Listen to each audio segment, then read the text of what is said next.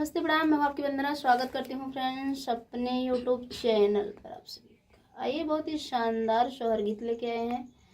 और देखिए हम लोग आगे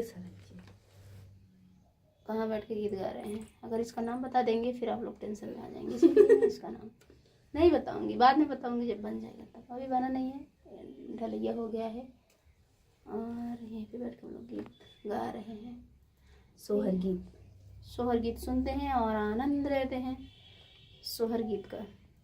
राजा दशरथ के भवनवा जनमे ललनवा जनमे ललनवानु हो।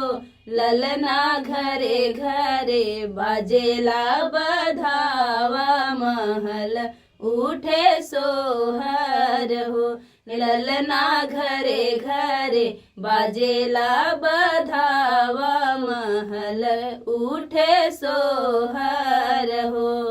सोने के सिंहासन बैठे राजा तयन धन लुटावेले यन धन लुटावेले हो। ललना खुशिया मनावे तीनों रानी ललना जन्म ली है हो। ललना खुशिया मनावे तीनों रानी ललना जन्म ली है हो। भैले अजोरया जोधिया दीप जलावेले दीप जलावेले हो।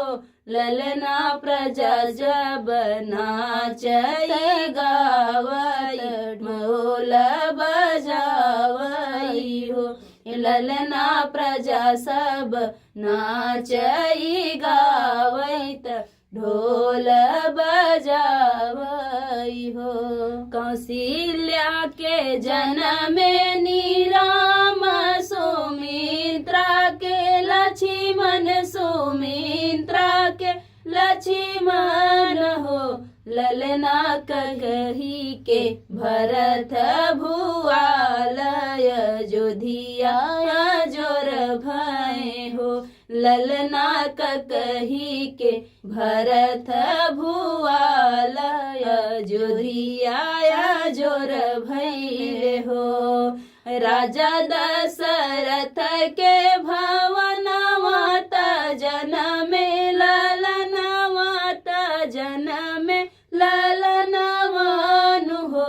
ललना घरे घरे बाजेला बधाइया महल उठे सोहर हो। ललना घरे घरे बाजेला बधावा महल उठे सोहर हो।